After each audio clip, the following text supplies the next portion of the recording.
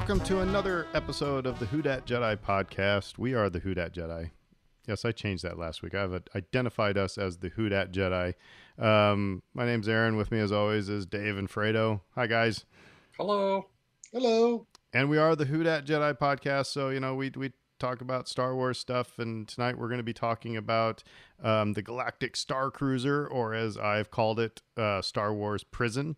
And now I'm going to call it Star Wars Band Trip. And I will tell you why later, so that gives you a reason to stay on here. But Star Wars Band Trip. But we also are going to talk about the Empire Strikes Back Special Edition changes. We talked about A New Hope last time. We're going to be talking about Empire Strikes Back, and I think it's going to be a little bit more controversial because I don't think Dave likes a lot of these, especially when we get to Bespin.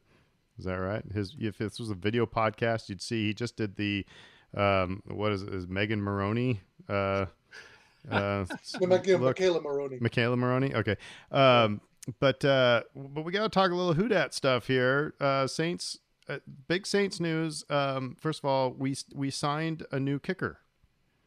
You saw this. And it is, well, first of all, I saw, am I right that on Twitter they said that Will Lutz, like his groin exploded?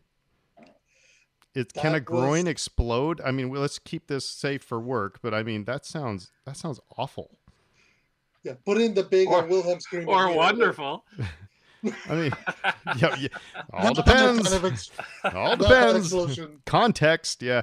But anyway, so, he's going to be out for a while. So they signed Brett Maher, who was kicker for the Cowboys until he got the yips. Well, here's the interesting thing, folks. Brett Maher was in my wife's English class in Kearney, Nebraska, and his dad was our boss. And it's like every meeting that I had with Dr. Maher, we'd spend like the first about 10 minutes talking about football, and the other instructional coaches would sit there and look at us like we're nuts. But it's funny when last Brett Maher was in the Superdome when we played Dallas, I sent Brian a text and I said, I don't wish any harm on your son, and but I hope he misses every kick. And he replied back. He said, his mother's really hurt by that. So I was texting with him a little bit yesterday. So that's kind of exciting. We got to, hopefully this Husker does better. It doesn't sound like Prince of Mukamara is really shaping up to anything. So then we won't talk about Stanley Jean-Baptiste, But we all do remember Carl Nix. Carl Nix was a Husker. So, anyway. So go Brett Maher. That's great. I mean, like I said, it's kind of weird to have somebody that not that came from our town, but that we actually know. So, yeah. Anyway. Saints feel a little snake bit right now. There's a lot of this is going to be a bad season. Retirements and I think everybody's expectations need to be put in check. But it could still be a fun year. They've still got a lot of really cool weapons on offense and a great line. And here's the deal is that if our defense is stout and we can keep a team from scoring 46, then we don't need to score 47. So, I mean, that old adage of, good defenses win championships. I mean, this is the offensive side of things is where it's like really sketchy, right? I mean, except for the one cornerback position, but it sounds like Crawley's, coming into play a little bit, but fingers crossed. And of course the quote of the week was when they asked CJ Gardner-Johnson, why he, mouths off on the field and stuff. He says, I just don't like people. So he was all of us yesterday. yeah, basically. And look, I agree with Dave and you regarding lowered expectations. If you've been a Saints fan from pre-2006, basically the last 15 years have been just the most wonderful, enjoyable ride.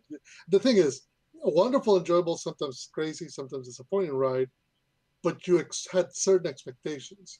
This year, you can't have any. We might be at 10-17. We might be a 3-14 team. We ain't got no quarterback that's going to bring us back down 14 with 6 minutes left to go. We don't know if we do. That probably ain't going to happen. That's just it. there can't be any expectations. Therefore, don't have any. Just enjoy the ride, and just know that whatever ends up, it's going to be like, okay, that's what it was. So anyway, so first preseason game this weekend in Baltimore. So anyway, Saturday or Friday? it's this weekend. I'm not for sure. It's I want to say Saturday. dude, it's only Tuesday right now. I don't even know what I'm doing tomorrow. So anyway, but let's get into some trivia. Get our brains wired for Star Wars. All right. Well, Fredo, I'm going to you with the first one I see here. Who does Darth Vader tell, "You may dispense with the pleasantries, Commander"? Oh, Moff Jerjerrod. Yeah, which is one of the most difficult. Who came up with that last name? You know. Yeah, well. Did you ever see the deleted scenes? Yeah, we talked about this in a previous episode. Yeah, I mean, scenes. where he was supposed to turn the laser on Endor. Yeah. And then also when he confronts Vader outside of the throne room, Vader's just choking him. Yeah. He will actually come up in our discussion today. Okay. Yeah. All right. Well, Dave, who strikes first in the final lightsaber battle between Darth Vader and Obi-Wan Kenobi? Wait, who strikes first? Who strikes first in the final lightsaber battle between Darth Vader and Obi-Wan Kenobi? That's gotta be Vader. The answer is Obi-Wan Kenobi, and I don't know how that is definitive. I mean, don't they just kind of swing at each other at the same time? Yeah, that's what if we're talking to New Hope, right? Yep. I guess maybe Obi-Wan does lead first. I don't know. That's just not very Jedi-like. No. Knowledge and defense, never for attack. Come on, didn't you write this stuff before you filmed it, George Lucas? Leia was always Luke's sister. All right, well, here's mine. Who does Luke tell, "Then my father is truly dead"? The answer is Jar Jar Binks. No, I'm just kidding. That is actually Darth Vader. Yes, Darth Vader. Yeah, it's kind of funny. I was. Oh, by the way, I have a nit because Rogue One. By the way, Rogue One was trending on Twitter. Did you guys see this today? For a moment. For most of the day on my Twitter feed, Rogue One was trending. Anyway, Rogue One was on. I was watching it last night, and one thing I've never noticed before, and it truly bothered me. It took me totally out of the movie. Is when Bail Organa comes into the meeting room, you know, the very first time you see Jimmy Smits, they play the Force theme. They play the Skywalker / Force theme for Bail Organa. That bothered me. Anyway. It's Leia's dad, you know. Well, that theme has nothing to do with them. Okay, let's play the Force theme when C-3PO comes on because, you know, he worked on Leia's ship. I mean, it just bothered me. Yeah, anyway, I won't get on that too much. Let's just throw it to Fredo with news before I tell people to get off my lawn. Okay, so in non-lawn news, just a few little bits. First bit of news was last week they officially announced that Bad Batch will get a season 2 on Disney Plus. This was about Thursday of last week. They said Clone Force 99 is going to return, and they'll have another season coming next year, sometime in 2022. Can't imagine when they'll put that in, but must be working on it. You know, it's interesting. Star Wars Underworld podcast. They do a special podcast for the Bad Batch, and Chris Siegel had a very good point. It's like these episodes, they all have to be. They're just heading for a dismal ending because we're in the time where the Empire is. Yeah, right, Lucy. The Empire is. I mean, there's not going to be any big victories until Scarif, right? Yeah. You know. They can't win. Like. Yeah, I mean, it can be a rebellion win until then. I mean, there'll be little it's going to be mostly probably, got past that one, or oh crap, Echo died. You know, it's. I mean, So it's It's going to going be to be interesting a how they take this story. yeah, it's going to be a story where survival is the victory, where getting away from the empire is the victory, where managing to not end up in prison or jail, in prison or dead, sorry, is going to be the victory. Because you're right. That said, I did love, and we'll get into this possibly next week when we discuss the season. But I'm liking what I'm seeing just because, again, it's doing the good job of filling in the blanks. The thing, I'm really happy it got renewed another year because this first year, it's classic Filoni. He's taking his time, and you're not really getting to the good stuff, the meaty stuff, until the end of the season. And so now it's like, okay, now what can he do with it with a second season? And I think that we're all very fortunate that we're going to get the opportunity to see that. But, circling back to your point, Aaron, I like that when we watch Star Wars, especially with the big movies, right?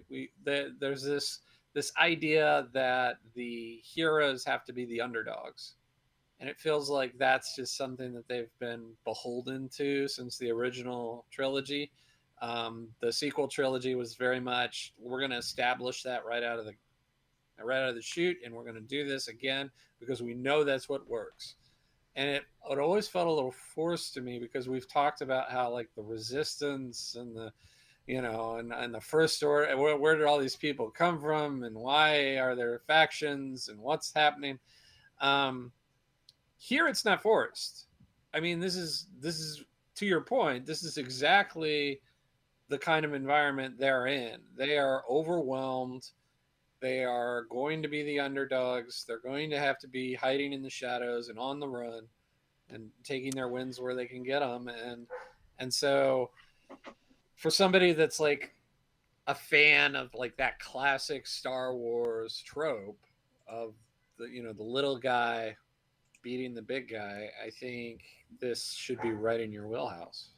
Well, I think for me, I think the Bad Batch is all about Omega and setting her up. We're probably going to see a live action Omega in the Book of Boba Fett because they made a big deal of it. She's, Boba Fett was Alpha and she's Omega, so I think we're going to see, and having Fennec Shan in there, I think you're going to see that. But I think the second season, you're going to see them connect as their younger selves. I think it's going to become more of the Omega story, just like Ahsoka got kind of a bigger role in the Clone Wars. But or Ezra with Rebels, where right. even though he was the lead, and I think that kind of brings up, you're making a good point, Dave, regarding these characters, just because unlike, say, the cast of Rebels, who you could say, okay, it could be anybody, the fact that they're clones, the fact that their face is the face of the entire former Grand Army of the Republic, which, marks them as being somebody who's easy to recognize. So there's a natural conflict between them and the Empire. So it'll be interesting to see just, years from now when everybody's making the list of which are the essential episodes, just how many of this season actually will fit into that list. I don't imagine there'll be too many, but I imagine there'll be a few. So yeah, second season. Looking forward to it. Yep. Next bit of news, actually the next couple of bit of news will be video game news. So last week there was a conference call by Electronic Arts. They're talking to their shareholders. And on the list of stuff that they were mentioning, they said that Jedi Fallen Order has outperformed all their expectations. And they clearly are invested in the franchise. And so we can possibly expect Jedi Fallen Order to possibly not 2022, more likely 2023, sometime in the fall. So that tells you that there's a demand for it. People reacted in a good nature towards it, and they're going to give you more of it. Right and on. the crowd goes mild. I have a Nintendo Switch. Neither of you guys played it, have y'all? No, I haven't. Okay. We'll have to go to Fredo's house and watch him play. It'll be like we're in 7th grade. Now I just have to bring the PlayStation around to everybody's house. Boom, play it. Last bit of news, and this is actually something you have played and are looking forward to. So far, officially, we have not gotten any news regarding Lego Star Wars: The Skywalker Saga. has not been, no, last bit of news we heard was spring 2021. Well, I think we reported on that a year ago. Yeah. exactly. Now we're at summer 2021, about to be fall 2021.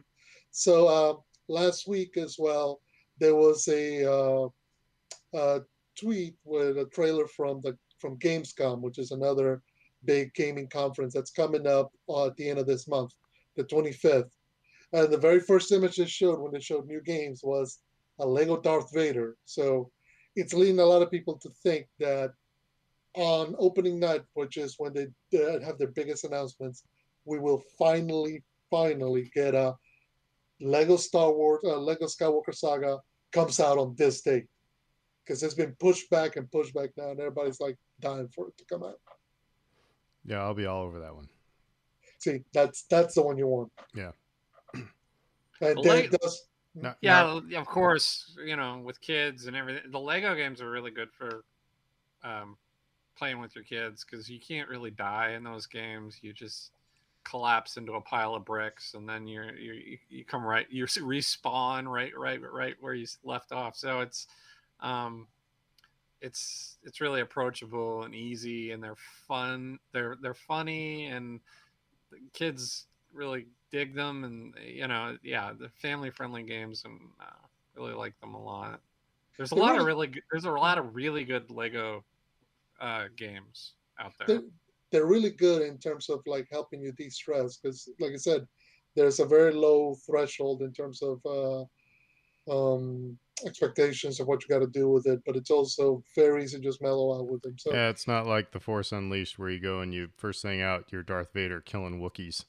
It's just or Jedi hey, let's go Order, slaughter dogs for the first 10 minutes of this game. Yeah, or Jedi Fallen Order, where you're running from Inquisitors, and if you get you got to get the timing just right, otherwise you die and you go back.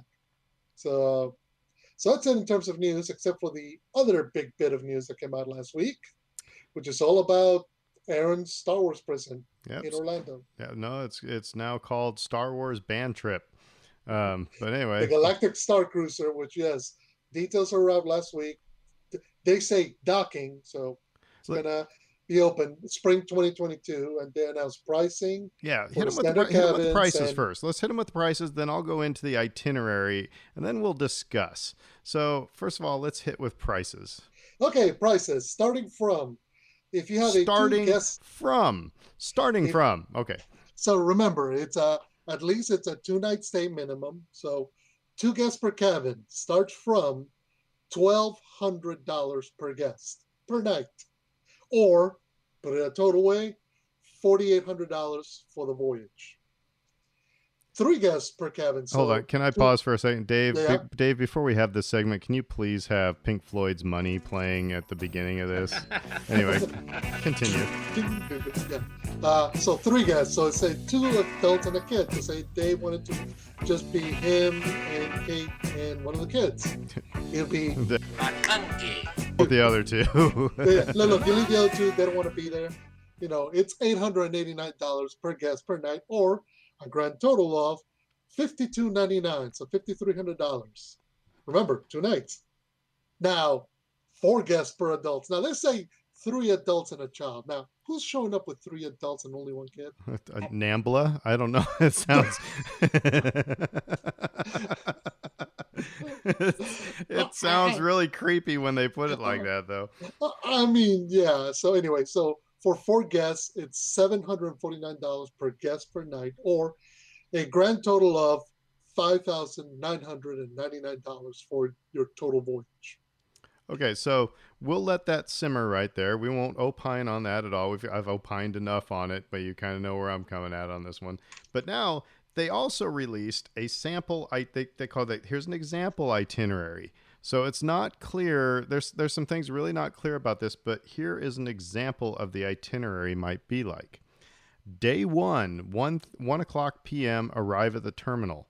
1:15 to 1:30 launch pod to Star Cruiser. 1:45 to 2:15 ship orientation. 3 p.m. to 3:30 light refreshments. 3:30 to 4 sabacc lessons. 4 to 4:30 muster. Muster.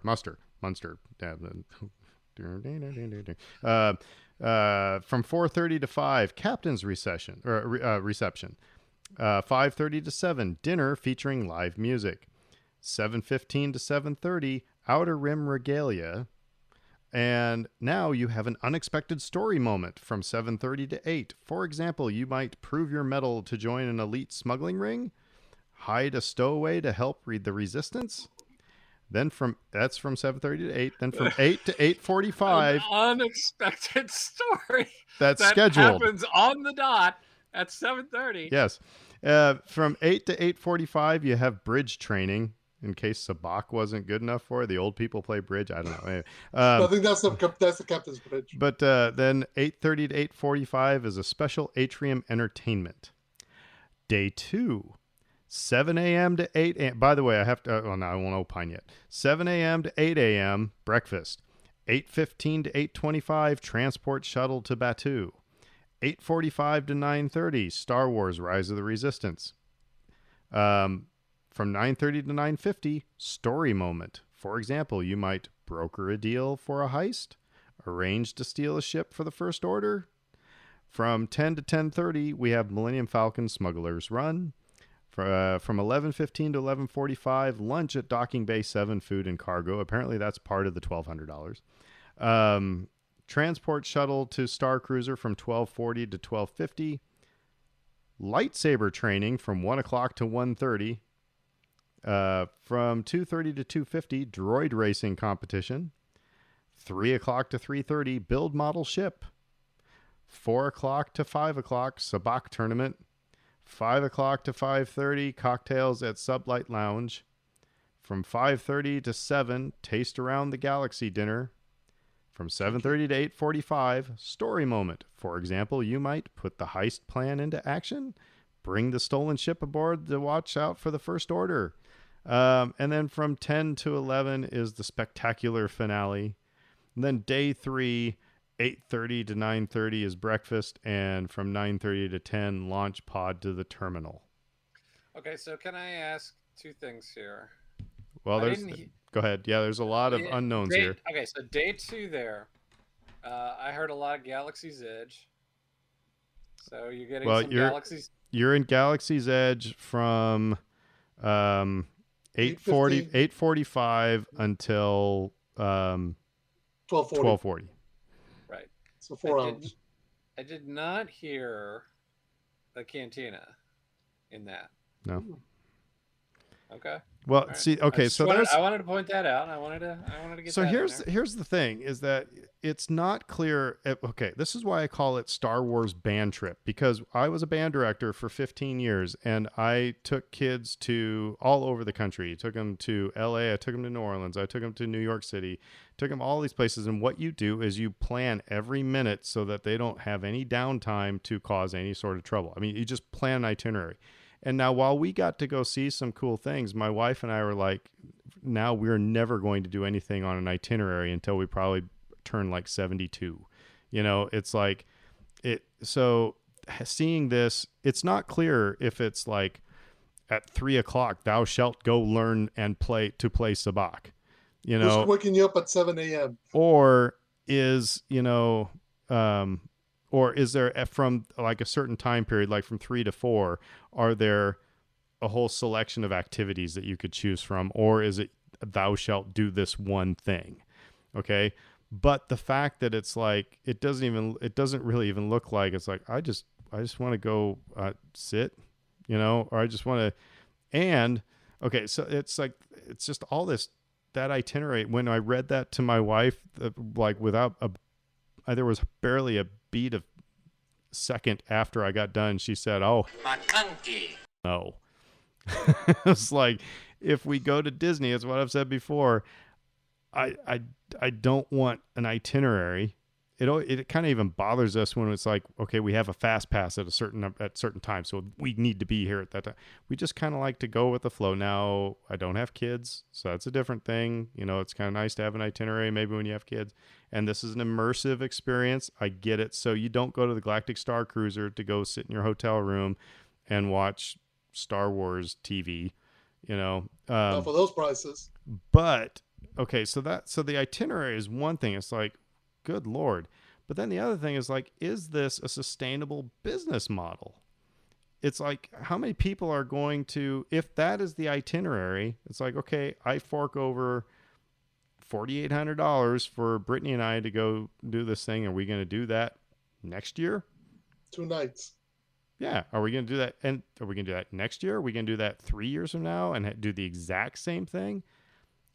I mean, no. I that's why I think this, you're probably going to see, and I'll shut up here in a second. You're probably going to see, like I've said before, this is going to go gangbusters right out the gate, and then it's going to hit an iceberg and tank, and they're going to rework it into some part of Galaxy's Edge. It's going to be rethemed within probably about 5 to 7 years. That's my guess. I do think that there's going to be, if what you say is probably its future, which I tend to agree with you, I think they're going to get to a point where it's going to be like, well, what can we interest people in? Which parts of this are people going to really respond to? And I think it's the immersion, right? And so it's like you get Galaxy's Edge immersion, but like multiplied by a factor of 10. So character interactions and adventures and role playing, and maybe it's those rooms that you get locked in and you got to figure out how to get out of the room. Rooms, yeah. Yeah, like it's like stuff like that, experiences. And I think like that's going to be what they're going to have to lean into. And like Sabacc training and Sabacc tournament sounds okay, but does it sound like something I want to pay $6,000 for? And there's the thing, is that they could have just done another Disney hotel and just made Star Wars themed. I know they're going for the immersion thing. I get it, because all those little shuttles and stuff like that, I mean, that's just kind of smoke and mirrors until they open a door and you're at Batuu and, oh, we landed, kids, but they could have Sabacc training like in the lobby of a hotel. They could do all these things. The other thing is that fancy lightsaber that everybody was, peeing their pants about, apparently you get 30 minutes of it. My question, my thing is this: when they start talking, I mean, you go through all the itinerary. And by the way, if you ever worked at a cruise line, a lot of this feels like ripped out of a cruise line itinerary. So that's why it feels so similar. But when they talk about spending 4 hours in Batuu in Galaxy's Edge, are those 4 hours going to be exclusive to the people at Galactic Star Cruiser? I doubt it at that time. So in other words, your entire immersive experience will break for 4 hours while you see moms and dads and kids wearing Mickey Mouse shirts and ears and balloons running through Batuu. Right? Yeah. There goes the immersion. Yeah. You spent $6,000 to feel you were living in the Star Wars movie, but here comes somebody dressed, with a Mickey Mouse shirt. I see what you're saying. You kind of want it to be like, the park is empty when you land on Batuu, and then all of a sudden stormtroopers come running out shooting at you, and everybody's got to run to the Millennium Falcon to get away from, right. Especially for $6,000, and actually, I think the only way you could pull that off would be doing it like overnight, right? Like open the park up at like midnight for a couple of hours and have like your scenarios play out in that, because you're not going to be able to close that park down to all that money that you're going to get from people that are going to want to be there. And that's the from thing. 8:45 to 12:40. Yeah. So the money part of it is what also bothers me. Is that right? I mean, Disney, as it is anyway, it's the haves and the have-nots. It's like it's the people who are going to Disney all the time.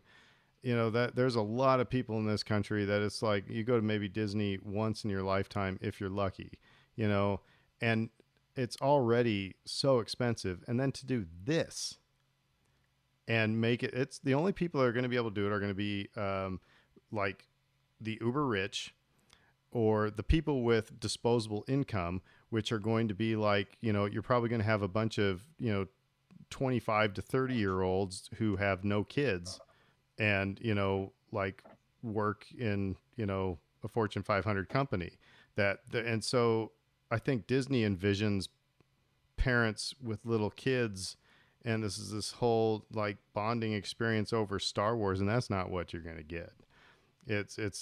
But like I said, I don't see how it lasts in its iteration for more than a couple of years. Well, and the other thing is this, and I bring up the cruise comparison for a reason, because in this article, I'm actually seeing the cabin size, not the cabin size, but what's in the cabins, and I'm like, historically, if you book a cruise, unless you got all the money and you're able to get the big, fancy, all big old balcony with all the expenses, most cabins on a cruise ship tend to be small, and you tend to make them small, and you get to go for the small one because you don't plan on being there. It's the same. It's the same concept as if you rent a hostel room or a small, tiny European hotel in Paris because you're like, well, I'm not going to be in my hotel room. I'm going to be out on the street. I'm going to be out sightseeing. I'm going to be doing stuff, right? So that may be part of the reason, because if you start looking like the standard cabin, basically it says sleeps 4 to 5, has 1 queen bed, 2 bunk beds for 1 adult each, and I'm like, which size adults are these on bunk beds? Is that Dave and I? Because we don't fit in bunk beds. And a wall pull down bed for 1 adult if sleeping 5. Then this is in the Galactic Star Cruiser? Yes. Okay. In the Galaxy Class Suite, you get sleeps 4, you get a queen bed and 2 wall pull down beds. Then you get stuff like a mini refrigerator, hair dryer, in cabin safe, all the stuff that you get in a normal hotel room. They have hair dryers in Star Wars? Apparently so. Yeah, well, you got to have Pepsi at medieval times. Yeah, they also have interactive TV with your home planet's entertainment. And then when they say the Grand Captain's Suite, it has 2 queen beds, 2 bunk beds for 1 adult each. I love the fact they keep saying just 1 adult. I'm like, okay. And 2 wall pull down beds for 1 adult. Please don't break them.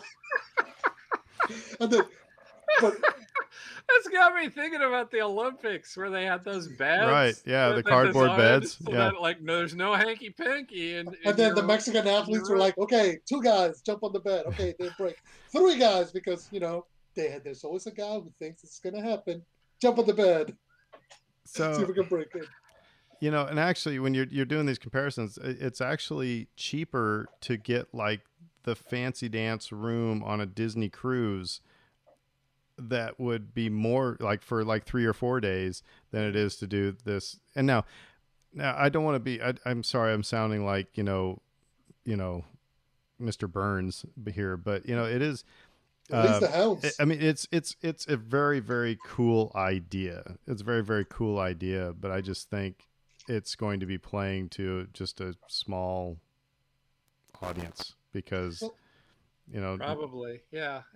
Again, I'm with you. I don't want to come off as being like super judgy or mean about this stuff, because it's like there's a lot of people out there that would probably want to do this. Absolutely. And they'll look at it and they think, oh, this is right up my alley. I'm willing to spend the $5,000. I think like where we're coming from with this is like, okay, read the fine print and really look at it to decide if it's going to be for you or not, because from the outside looking in, it looks like there's some downside to it. I mean, just think about it for a second. The audience, I mean, they're trying to draw in Star Wars fans, but the Star Wars fan that has the kind of money to pour into this, and then, just pour in, buy all the stuff that's going to come with, is very limited. So if they're trying to have longevity in this, either the prices are going to have to come down, they're going to have to keep refreshing to add new stuff, or, like you said, at some point they're going to have to make it part of Galaxy's Edge. Because the fact of the matter is, I mean, I'm not even thinking of myself or even Jurgen, but I'm thinking more in terms of like Dave and his wife Kate when you're bringing your kids. I mean, would you spend $6,000 for 2 days like this, or would you say no? We want a whole park experience a week long. I mean, for this price, you probably could get everybody in the family their own lightsaber at Doc Ondar's. Well, let's throw. We'll close with this because I mean, Brittany and I were talking about that. It's like we know what we've paid to go to Disney in the past for a week, and it comes well under this amount. And our first trip to Ireland, now granted it was 2005, but our first trip to Ireland was 10 days, and we spent probably right at $5,000. That included airfare and lodging, and that was the whole shebang, and now we're not going to Ireland every year, so that was a special trip, but that was 10 days, and like I said, all these different things. And so it's still, I don't know. I think it'll be interesting to see what happens, because I think Disney is kind of smelling their own farts right now on this. So I think the only thing I'll say in closing is it's tough to bet against Disney. They tend to know their revenue streams, and they tend to know their audience. If they're pouring all these resources into this, they have to have certain expectations as to what they're going to get back. Even just thinking about it in normal times, but especially now in the pandemic times, I'm trying to think who's going to really sign up for right this. Next door to medieval times is pandemic times. Yeah. welcome to instead of a crown, you get a mask. Best friends forced to do battle.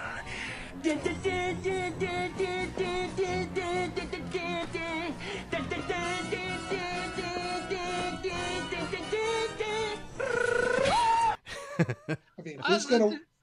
the immersion? There's the immersion thing again, though. Like, what are you gonna do when like Rey walks by you with a mask on? It's like, this doesn't feel very Star Warsy to me, because why is she wearing a mask? That reminds me of COVID. I'm not here to be reminded of COVID. So that, even within that, I think there's certain questions they have to answer. It's just, good luck to them, and good luck to the people who decide they want to do it. And might be totally wrong. I might be totally way off base, but it's so yeah. Well, anyway, all right. Well, that's the Galactic Star Cruiser. We'll be watching.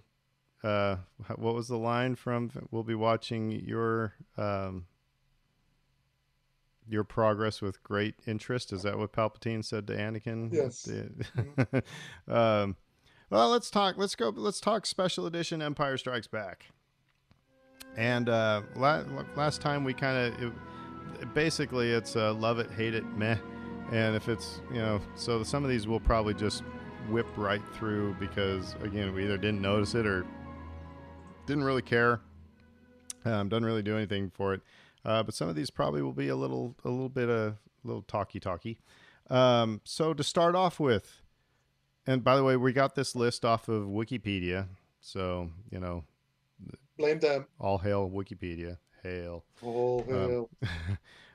So anyway, okay. So the opening credits were altered to lessen the effect that they move side to side sporadically. Meh. Never noticed it. I never noticed that. Next up, new scenes on Hoth with a fiercer looking Wampa ice creature, man in suit, including showing the Wampa screeching in agony following the loss of limb. 2 close-up shots of the original Wampa mask are still noticeable. Love it. Yeah, I like these. They make it more threatening. Yeah, I thought it was good. Especially, yeah. However, the only thing I didn't need was the Wampa screaming and holding his bloody stump, because as a kid watching Empire Strikes Back, I saw the arm on the ground, knew what happened. It just seems like, that was added. Just, we got the guy in the suit, let's do it. I don't know. That's me. Plus, also, maybe it's just me, but I always thought that the Wampa arm on the ground was a callback to the arm in the cantina. But here's the other thing. So if I might play just a little bit of devil's advocate, even though I like this change, but however, there's something very old school about what George Lucas did in the original, or Irvin Kershner, I suppose, did in the original, in that you heard the growl and you saw shadows. And so that's sometimes more terrifying than actually seeing the beast. That's a very old school thing. And it was probably done because their Wampa suit sucked in 1979 or whatever it was. But it's kind of very Hitchcock, right? So I think somewhere in the 17-ish years between the release of the film and the special edition, I became aware of movie making, and I became aware of, if they're not showing you on the screen, that's a trick. They're not able to show you, and so they're trying to work the movie magic to give you the feel or whatever. And so like I was always hyper aware that we didn't get to see it, and then we got to see it, and it wasn't like overly CGI-ish. I liked it a lot. So the next one, the opening battle sequence was cleaned up. I'm guessing this is the Battle of Hoth sequence. I mean, there were some times I always noticed, like, well, and I think this is another one. Yeah, because the next one is the cockpits of the snow speeders were cleaned up so they're not transparent. I always noticed that when I'd watch it on VHS, that you could see through the bottom of the cockpit. You know, it was kind of weird. I always remember, Rick McCallum, the producer? He always made a point of showing that whenever they talked about having to go back and fix these movies via the special editions, that deterioration had caused a lot of that.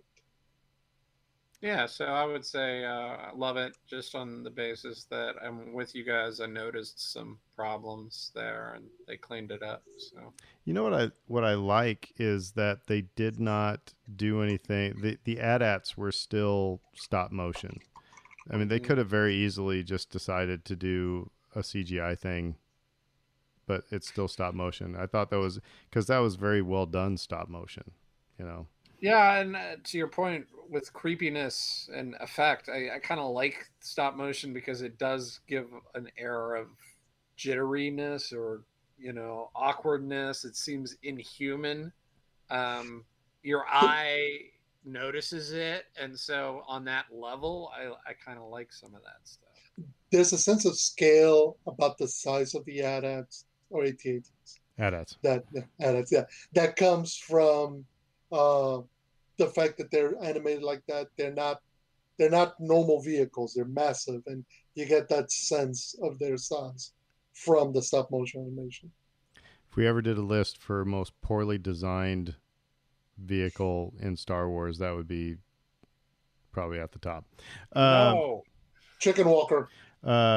So next up, and there's not a lot that happens at the front part of this movie. They didn't change a whole lot, but the blaster bolts of the TIE fighters have been made more green. Everything's more green. I guess I'll go meh. I didn't notice this. I don't know. When I saw it, I probably went, hey, things are brighter. I didn't notice it was more green. An additional CG shot of Slave One pursuing the Millennium Falcon out of the Star Destroyer's floating garbage has been added. Mm-hmm. I like this. I like it. Mm-hmm. Yeah, I like it. It was. It was always kind of cool to see Slave One just come out of the garbage, but then to get a little bit more of it because it's just a really cool looking ship, and it's kind of like what did J.J. Abrams say to Rian Johnson? Just show more BB-8 and everything's going to be good. You know, if you show people Slave One, they'll be, you know, oh yeah, that's a cool ship. As we saw during The Mandalorian last season. Yeah.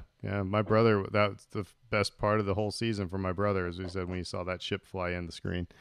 R2 whistles twice after Luke crashes into the swamp, and before the huge shot of it with Bogwing. Let me reread this. R2 whistles twice after Luke crashes into the swamp, and before the huge shot of it with the Bogwing inside of once.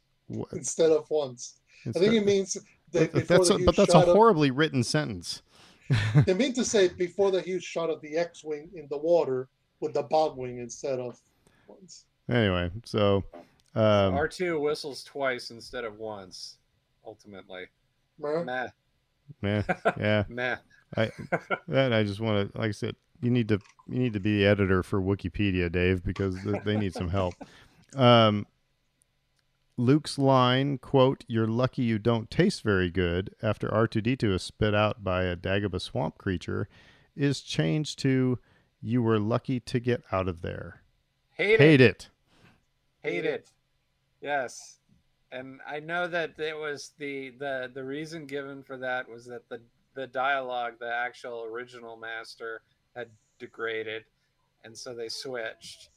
because the audio quality wasn't good enough for them to maintain that line. But I don't care. I want that line in there. You have Mark Hamill, one of the most accomplished voice actors of our generation. Just get him back in there and say, okay, read the line like you did back in 1979. Well, and Done. and later on in the movie, they have somebody who's not James Earl Jones give a new Darth Vader line. We'll get to that later, but Hated it. Yeah, I mean, well, that's Preview. so yeah, I think that's kind of a lame excuse. That's a McClunky. So yeah, we hated that one. Okay. Vader's breathing in the cave scene is at a lower pitch. Meh. Yeah, I never noticed some on that. So now we're on to Cloud City. See, we're moving right along. New and additional shots of Cloud City with a CG Falcon and cloud cars approaching and flying through. Hated. I'm going to say meh because it was one of, like I said last week, it was an awesome idea with not so great execution.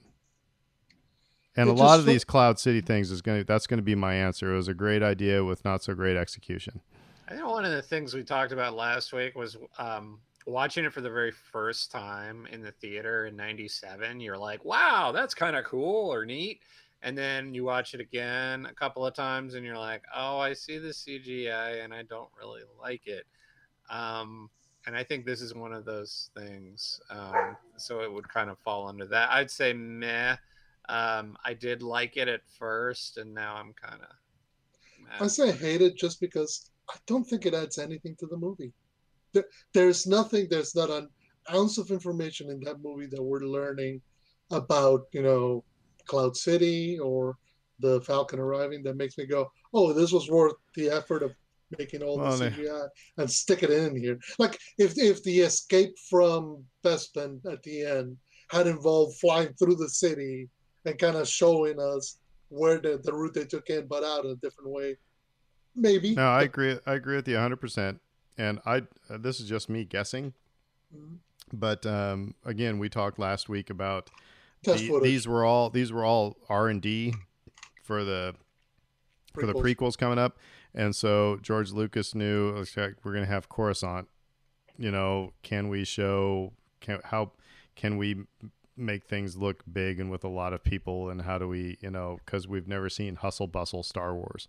But anyway, I thought this was a good idea. I just thought it was poorly executed. That's my take.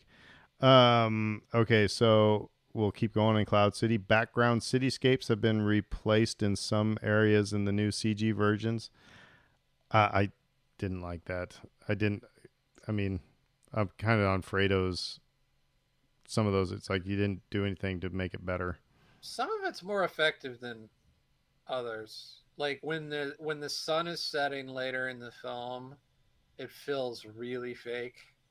I don't know why. The color is all wrong and it doesn't look right. But this earlier stuff, it doesn't bother me as much, adding some of those random windows. Yeah, and I'm gonna go with hated. It's interesting, maybe because Empire's the first movie I remember seeing. It's one of my favorites. My favorite Star Wars movie. I love the design of Bespin. I loved how different it was to everything else, and and now somebody's telling you it wasn't good enough.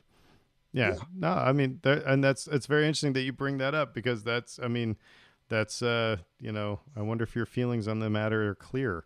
It's there is no conflict.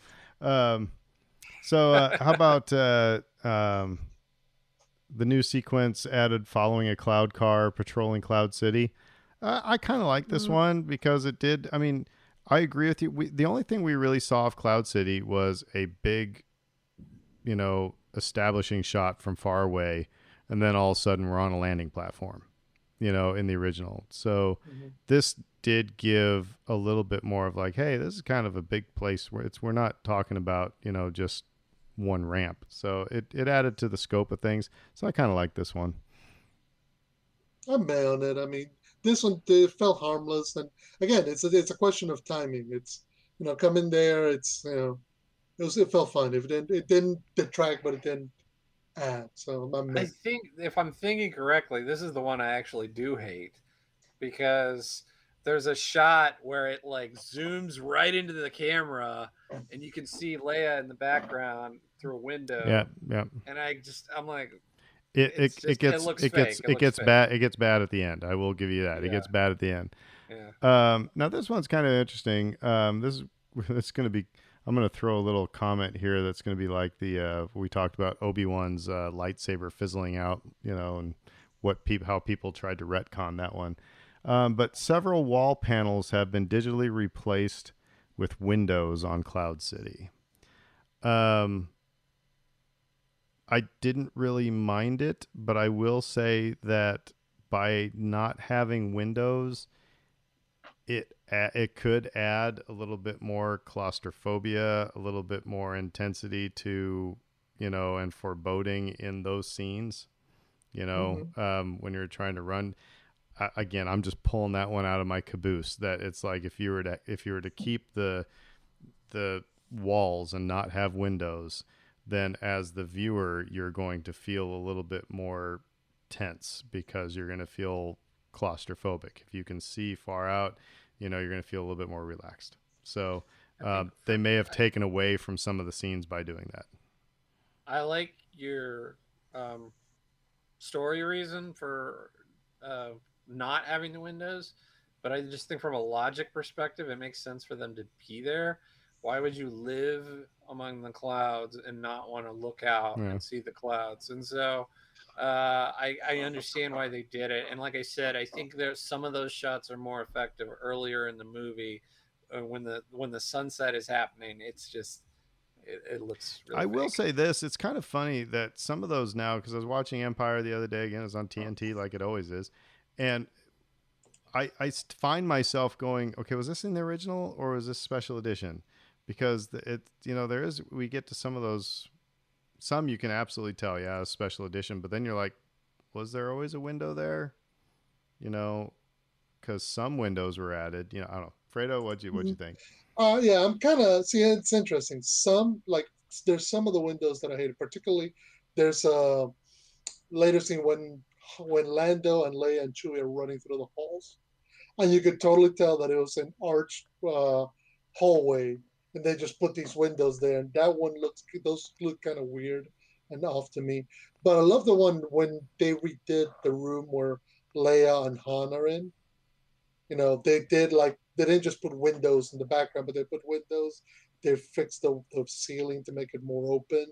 So I like that idea. I like the idea when you're just reassigning the set virtually to make it, different. But some of the stuff that they added, like elevators and all the other stuff, I'm like, does it really need to be there? It doesn't really. They added up a whole bunch of fountains and centerpieces in the hallways. Again, I really think about, this was R&D for Coruscant. I mean, yeah, that's what it is. That's what it is. But I really like your idea though, in terms of the claustrophobia, the idea, particularly when they're walking. That was just BS I was Vader. pulling out of my ear, man. But yeah. No, because it makes a point regarding that they're going to a place where they can't get out. And again, you're supposed to be building that sense of dread of something's off. And, the sets, the Sound of Bespin did a good job of making you feel like you were trapped in the clouds. There were the carbon freezing chamber where Leia shrinks away from Vader. Leia doesn't shrink away from anybody. She shrinks away from Vader because there's that feeling of claustrophobia, like you cannot get away. And then, like you said, when they're trying to get out, they keep running into locked doors. They can't get out. There's something to that. So, well, thank you. How about in the scene where Luke heads to Cloud City, the Cloud car is replaced by a Tabana refinery? Man, I never noticed this. I never noticed this. I don't know. I'm going to have to go back and see this now. I know. We all have to watch Empire now again. I'm going to go meh. Just wait for the weekend. It's on TNT. It makes you wonder why they would have. Now, I have the pre-special editions on VHS, I think, so we can watch these sometimes. How about Lando Calrissian says "attention" twice when he speaks on the Cloud City PA? Hate it. It sounds like a mistake. attention. It's like, wait, did they just redub his one line twice? Is that what happened, or is it a different take? It sounds like they just redubbed the one line, and it just sounds a little weird to me. Yeah, same here. It's not necessarily quite a full hate, but more of a, man, was that necessary? You figure. I mean, Aaron, you as a former teacher, if the principal's voice comes on the PA, he doesn't have to say attention, attention. You hear the mic come on, you hear him go speak, and you go, oh wait, what's he talking about? Yeah, I guess it just didn't really ever bother me all that much. So I mean, yeah, I see your guy, but I'm just meh. Shot of Tian Kyler, a Bespin wing guard, and an unidentified blonde woman listening to Lando on the Cloud City PA ordering the evacuation of the city are added. Exterior shot of people milling about in downtown Plaza. This bothers me. It just, more so the initial shot, the one with the three people just walking and stopping. Yeah. That one bothered me. I agree with you. I'm pretty meh on it. I understand the idea, right? Again, we don't hate on most of these ideas. It's the execution. It's like, well, yeah, you need to identify that it's not just our heroes here. It's everybody. There are other people in danger and other people that need to. Look, and you never really get to see that in the original cut, other than Ice Cream Man. But that's what I was just going to say. Did you think that it was only our heroes that had to escape Cloud City when you saw everybody else running through the halls? But you didn't see any of that until you saw people running through the halls, and then it was like Spaceballs. Light speed is too slow. Light speed too slow? Yes, we're gonna have to go right to ludicrous speed. Ludicrous speed? Sir, we've never gone that fast before. I don't know if the ship can take us. What's the matter, Colonel Sanders? Chicken? So, yeah. But anyway, I guess I'm one of these. I didn't like like Fredo said, I didn't like the very first part of it. I get your point of like, yeah, this is to everybody. I guess. You know what it felt like, particularly that first shot? It feels a lot like something out of one of the LucasArts Star Wars games from the late 90s. Like when they're doing like CGI capture, like motion capture, and they'd film a really bad cutscene. That's what it feels like. All right, this next one is the worst thing ever. Yes, Luke screams as he jumps off the platform in Cloud City. The scream is actually lifted from the Emperor's death scream from Return of the Jedi. I remember being in the theater when this happened, and I think I said, "What the McClunky?" Because I was like, I knew it was the exact scream from the Emperor. And one of the things that I always loved about that scene was it's such a noble, almost death. He's like, he makes a choice. And then you're going to put in a scream for him to go, oh crap, I shouldn't have done this. Oh my God. Bah! It's just like the noble death is just the swan dive, So, but then, okay. So I hated this. Hated it. And I think I hated it more because they just copy pasted the Emperor's that too. scream. It was lazy. Like if you got Mark Hamill and you come to get him in to come in and, dub a scream, I don't know how I would have felt about it, but the fact that I immediately went, wait, that's Palpatine's scream when he falls to his death. I would have hated it if they had Mark Hamill do it. I really hated it when they just did the copy paste. Dave, you probably like this. No, I didn't like it. Muted hate. It didn't bother me nearly as much as it bothered you guys, but it really shouldn't have been added. And I don't know. That was just okay. We'll move off of that one. Darth Vader's line, "Bring my shuttle," is changed to "Alert my Star Destroyer to prepare for my arrival." The rest of the scene is extended with additional shot of Vader walking to the shuttle and arriving to a Star Destroyer where an outtake from Return of the Jedi was used. That's Moff Jerjerrod with his lines muted out, who greets Vader. That's what Dave was talking about. So this whole sequence, I'm kind of 50-50 on it. Because at at first I thought it was really cool. And then I started, thinking, well, why'd they do this? But then if you remember the original one, it's like Vader's on Cloud City, and then, he says, bring my shuttle. And then all of a sudden he's on the Star Destroyer. So it is kind of herky-jerky. And if you got some time to play with it, it's like, let's show him getting to the Star Destroyer. So it actually looks pretty good. So, but is it totally necessary? No, I wasn't really confused in 1980, when it was, okay, bring my shuttle. He's on the Star Destroyer. I wasn't going, Mom, Dad, what's going on? So anyway. I hate this. Oh, really? Yeah. It kills the momentum of the sequence. That's a good point. Everybody's just like, oh, and pins and needles, and we're getting chased, and are we going to survive this? And then we cut to Vader with this elongated sequence of the ship coming into. We don't need to see the ship landing. I mean, like you could have if you felt like you really had to have it in there, you probably could have trimmed another 15 seconds off of the silly thing. But it's just like, why add it? It doesn't add anything to me. It just, again, to your point, well, we didn't see him leave, and it's like, I don't think you need to see that, but even if it adds clarity for the viewer, it does it at the expense of forward momentum. Yeah, and I think I'm kind of more with Aaron regarding 50-50, so it's more meh than hate. I do agree with you. It cuts, because here's the problem: is that it cuts in between Luke reaching out to Leia having the Millennium Falcon turn around, them finding Luke, and then escaping from the TIE fighters.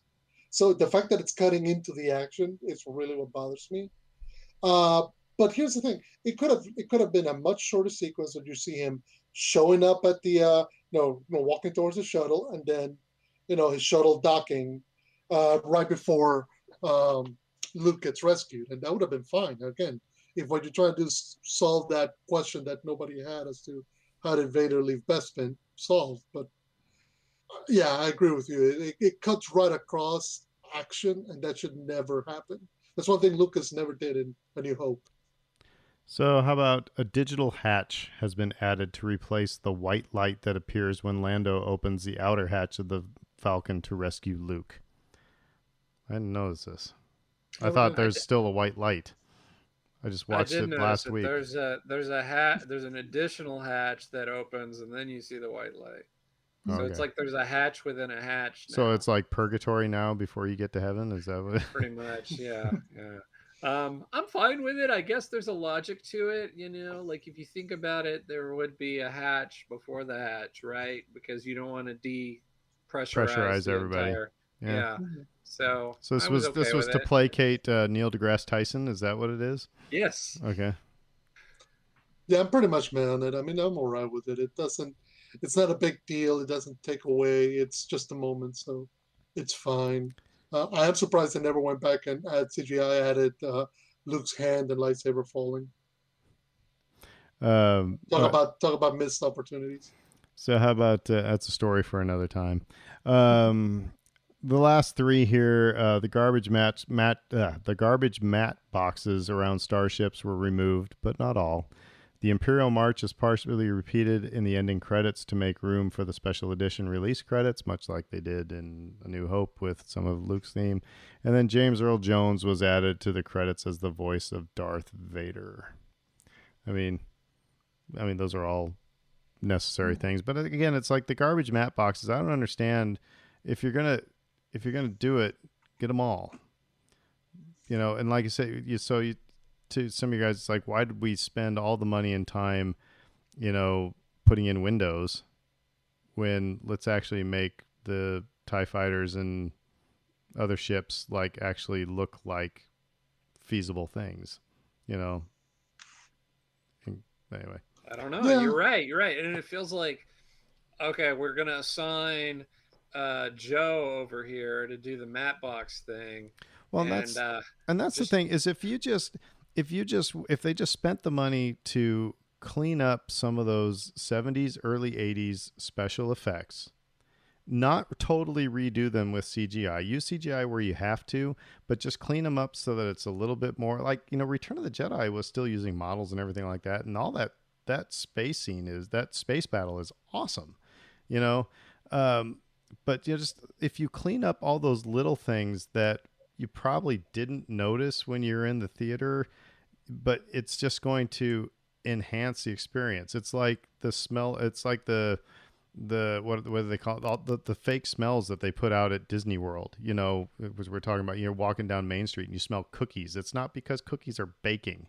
It's because they want you to feel like I'm walking down Main Street and I smell cookies, and you might go buy cookies, but if you do things that are going to be a little bit more, just enhance the experience, but not like, oh, they changed that, but it just, hey, this looks better, By the way, in Main Street, a lot of the stores have fans that blow the scent out into Main Street. Yeah.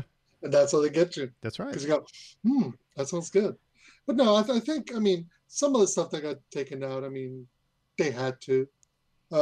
Stuff like the matte tape on matte boxes. It's like, okay, clean them out. If you get, I wonder how much. The other thing is, I wonder how much time they really did, if they spent most of their time on Cloud City, because of the 3 special editions, this is the one they tinkered with the least, by and large. Seems like they had the one sequence with the Wampa, and then they had the stuff in Cloud City, and by and large, that's it. Most of the stuff in fact, I don't think they touched anything on Dagobah. They don't touch anything on the asteroid field. Well, just the R2 stuff in Dagobah. Right. But once and Vader's lower pitched breathing. Yeah, but you don't mess with Yoda. You don't touch any of that stuff. It's interesting. Of the 3, this is the one that got tinkered with the least. So maybe they just recognize it's not interesting. It's not interesting. I think that was probably spot on because it was everybody's favorite. And I think you go in, it's like, okay, let's be careful with the brush that we're using here, because people really, really like this movie. And if they would have added a CG Yoda, for example, it would have been mutiny.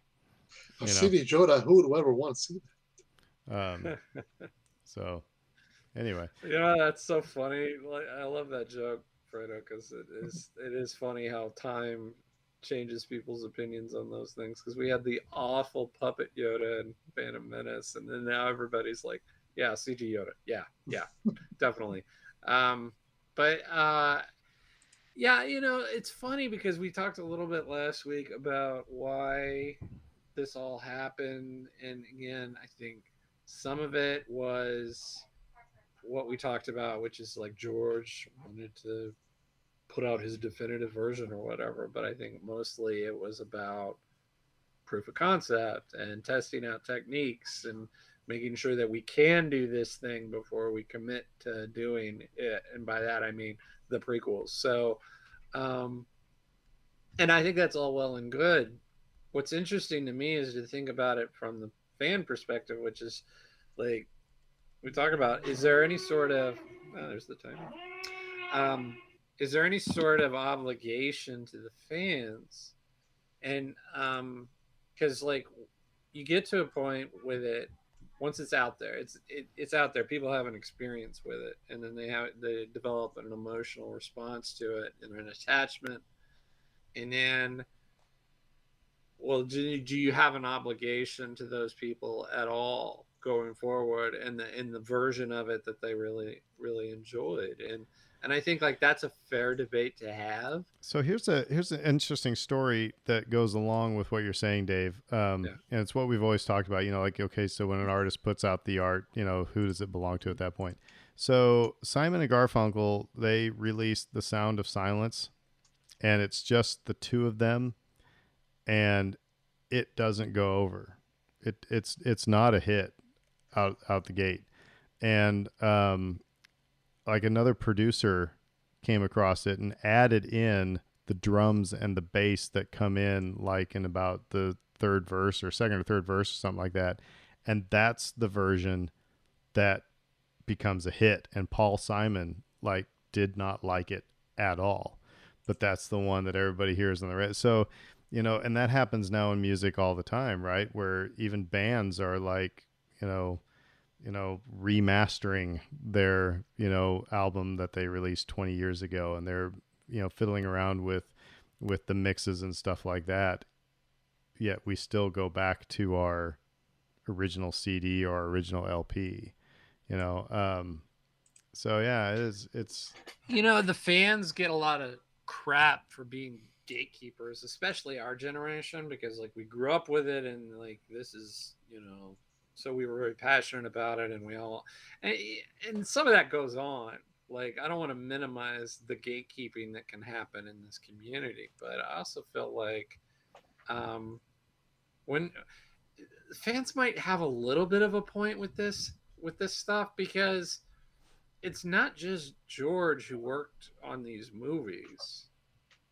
And I know that he has creative control and the buck stops here and all that, but there are hundreds, if not thousands, of people that worked on these movies. And it's like they don't get a say in what their art, they signed off on the art, the original art that went out to theaters, right? But then they don't get a say in what he chooses to do with it later on. And there's something about that there's kind of a moral gray area in there for me, just on that level alone. Yeah, You talk because about, yeah. no, I was just gonna say because it's different from say an author or a painter who works by themselves, so they could always say they're reworking their vision of how they saw the piece of art. An author can take the book back and add or delete or edit whatever they want. Whereas a director relies on so many other artists and craftspeople to create his art, and so it becomes kind of a weird dilemma. Yeah, but here's the interesting thing: is that we're talking about things that we've all lived through. We were alive when Star Wars was created, and a lot of the songs and stuff were, we have access to the people who created it. Every week, every day, there are school bands and college bands and orchestras and everything, and professional orchestras recreating Beethoven and Mozart and Haydn. But does anybody truly know what their vision for a certain symphony, or how a symphony should have sounded, or what the balance should have been, or what the trumpet section should have been doing here or there? Yes, it's all written down, but nobody knows, did they want a certain, we're all just kind of guessing. But that becomes kind of the neat part about being a musician, is that it isn't just color by numbers. For something that is, when you're playing something that has been like written recently and everybody knows this is how the composer wanted it, when you're playing something that's a couple hundred years old, you have a little bit of artistic license to phrase something just a little bit different, to put a little bit more air behind this one note, or to to articulate something just a little bit differently, and to create something new each night. And that's really kind of a cool thing. But you're right, the gatekeeping now with movies and with any and music and stuff like that, people are like, because they grew up with it, don't change it. It's, that's what I know. And so it would be interesting if we could get into DeLorean and go, 80 years in the future and see what people are talking about Star Wars, the original saga, but this is the part of it that I find interesting, is like, if you want to break your brain, is to think about the original artists that worked with George the first go around, and what their opinions were, and how there was a collaborative process, like the actors doing ad libs, and, oh, that's a great take, I'm going to use that line, oh, I didn't think of that, all that kind of back and forth that went on in making these movies what they were. That's all really important stuff to weigh. But there were artists that came along after the fact that worked on the special editions and then worked on the Blu-rays, and we're like, well, we're fixing this shot that was really broken, and I'm going to go in there and clean it up, and we're gonna make the lightsaber look more blue or what have you, and I'm gonna feel good about that. And it's just like I think that there should be some sensitivity when talking about this stuff, and I think like we've done a decent job of that, but it's like, yeah, you know, a lot of people invest a lot in this stuff who worked on it, like not just the fans, but like the people who actually worked on it. There are people who are invested in this version, and there are people who are invested in this other version, and I think it's important to recognize all of them. But I don't know, maybe that's like I said, that breaks your brain eventually, because it's like, well, how do you honor everybody? It's like there's no one definitive version now. Yeah, but I think yeah, I guess I agree with most everything you just said there, but I don't think that everybody that worked on the special editions did A+ work. Mm-hmm. I mean, because we pointed out things where it's like that didn't do anything, or that there's still a problem there, or that's, you know, there's still the garbage boxes and stuff like that. So not everybody did A+ work. So it's like, I think it's, you know, it's kind of like, anyway. But then it was the first go around A+. I mean, overall it was, but there was a lot of crap in there, you know, like the zippers on the Ewok costumes, and, you know, these random things that you're like, oh, that's not so good, is it? You know? Right. But so anyway, well, it's, you know, I guess it'll make you all watch the Empire Strikes Back again now to look for these things. But I'm just glad they left Wilro Hood in there, you know, the ice cream maker guy. But aren't you glad that they didn't touch any of the bounty hunters? Because they're gonna come back and CGI a bounty hunter or two out, you know, kind of like they did with the cantina, and they didn't. That was still, I thought that was the coolest scene in first time seeing Empire, and you only see them all for like, you know, 20 seconds.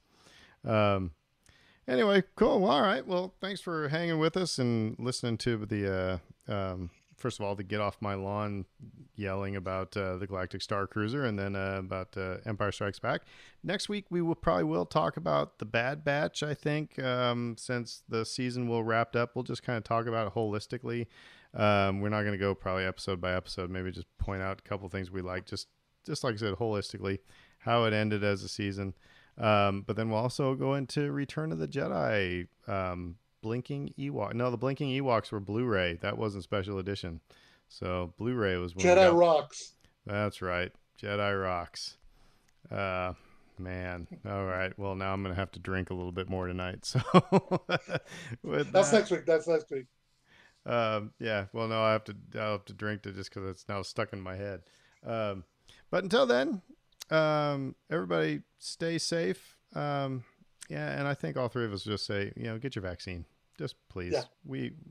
We all, this is, like I said, we're all in a classroom right now that can't go out to recess because 3 people in the back won't shut up and do what the teacher's telling us to do. You know, I don't care. At me on Twitter if you want to on that one. It's just, please, we got to watch out for each other, and just, yeah. And when you have 2-year-olds on ventilators, that's just awful. So Dave, you can feel free to cut this if you want to at the end. Just venting right now. We'll leave that in. But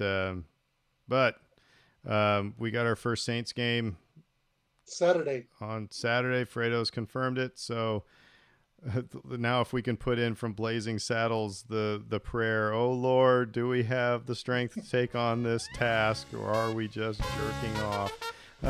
Amen. Well, with that, we will say who dat? Who dat? I'll still fly the Saints flag, and well, you guys all have a great week. We'll see you later. McConkey.